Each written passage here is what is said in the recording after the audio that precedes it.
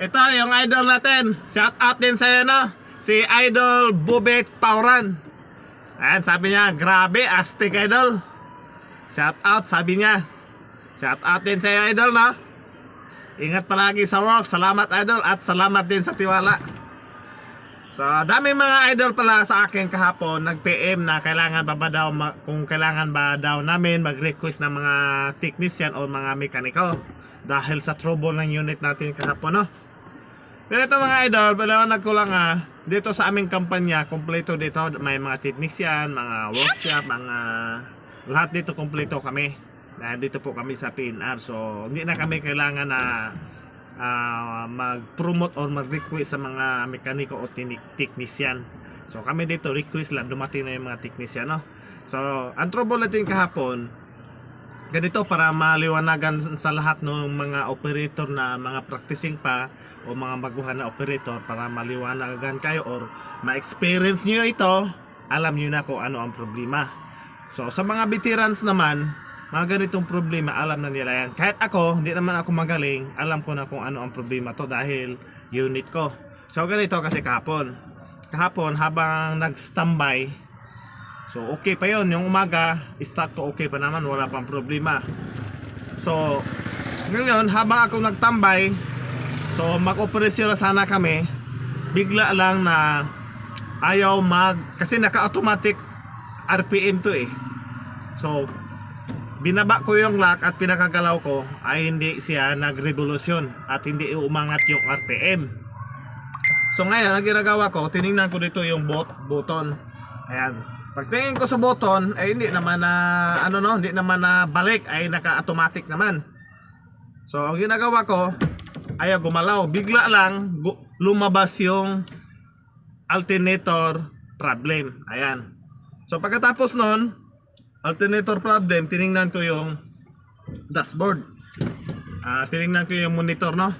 So pagtingin ko doon, mababa yung yung battery, yung voltahe ng battery. Parang 11 lang ata, 11 lang voltahe doon nakita ko. So alam ko na ito ay hindi siya gumalaw dahil yung battery natin lubat na, no? So ngayon, kadalasan kasi sa mga ganito equipment, yung mga bagong equipment ngayon, kapag siya ay maghang, parang cellphone din ito eh, may minsan na maghang siya. So example naranasan nyo ba ito o hindi? Pero sa tingin ko naranasan nyo to. Minsan pag tayo mag-start, aandar yan, pero wala kang makita sa dashboard.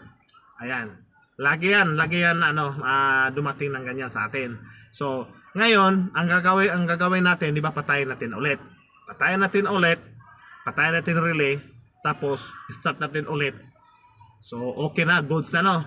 So yung inisip ko kahapon, parang ganun lang. So ngayon nakita ko naman yung dashboard na lubat yung battery. So alam ko naman na kung patayin ko to ay hindi ito aandar ulit. Pero wala tayong magawa. Napilitan ko na patayin ko na lang sa emergency stop dahil ay hindi siya mamatay. Kahit i-off mo pa yung yabe, yung susi, ay hindi siya mamatay.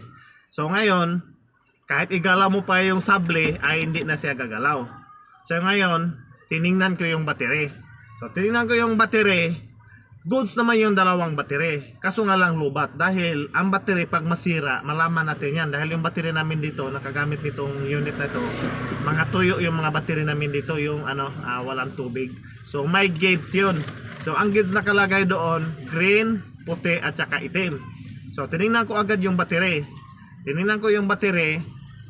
So kulay green naman yung battery.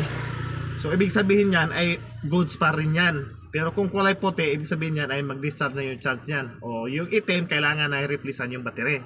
So ngayon, wala naman magawa, bumalik ako dito sa cabin bago ko pinatay.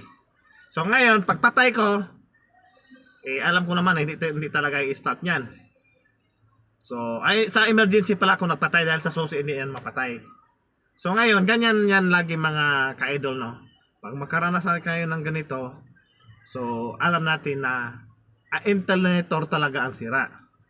Dahil wala nang battery yung natin, lobat na, kaya hindi niya kaya i-function yung mga anong tawag yan dito, yung parang mga sensor tulad ng makina. Pagpatayan mo gamit ng susi yan, may parang dinamo yan, magtulak para mamatay siya. Siguro yung battery nito, yung kuryente nito ay di na sapat, kaya di na siya mamatay. So ganun yon. Pero ang target ko rin naman talaga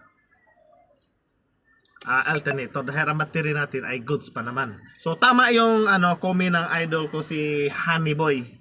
So siya lang naka-comment dito na posibilidad daw na alternator. So tama ang comment niya. Believe ako sa idol. Saludo ako sa iyo. Shout out sa idol.